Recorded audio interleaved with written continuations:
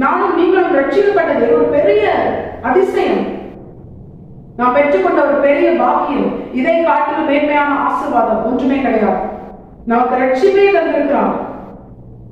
ஆண்டவரே, என்னுடைய வாழ்க்கையை நீங்க என்ன செஞ்சீங்க அப்படிங்கிற ஒரு கேள்வி நமக்குள்ள வரவே கூடாது. அப்படி கேட்கிற மனுஷன் பாவி அல்ல, அவன் துரோகியா இருக்கிறான். ஏன்னா அவன் நம்முடைய ஜீவனை கொடுத்து கடைசி சொட்டு ரத்த வரைக்கும் கொடுத்து நமக்கு ரட்சிப்பை தந்தான். அவன் நினைச்சா நம்மை காட்டிலும் தகுதியுள்ள, திறமையுள்ள, அழகுள்ள, எல்லாத்திற்கும் தகுதியான ஜனங்களை அவர் தம்முடையவர்களாக மீட்டுக் கொண்டிருக்கலாம், சேர்த்துக் கொண்டிருக்கலாம். ஆனா எதற்குமே தகுதி இல்லாத, 1 Corinthians 1 தெளிவாய் சொல்கிறது, பைத்தியமான, அற்பமான, பலனில்லாத, ஒன்றும் உதவாத நம்மை அவர் தம்முடைய ஜீவனை கொடுத்து கடைசி ரத்தம் வரைக்கும் கொடுத்து அந்த கோர சிலுவையிலே நமக்காக மறித்து அவர் நம்மை மீட்டுக் கொண்டார். இது அவர் நமக்கு செய்த கிருபை, அவர் நம்மை வைத்த அன்பு. இந்த ரட்சிப்பை நாம் இழந்து போகக்கூடாது. இந்த ரட்சிப்பை தந்த தேவன் நம்மோடு கூட இருக்கணும். கர்த்தர் நம்மோடு கூட இருக்கிற அனுபவத்தை நாம் ஒவ்வொரு நிமிஷமும் உறுதிப்படுத்திக் கொண்டே இருக்கணும்.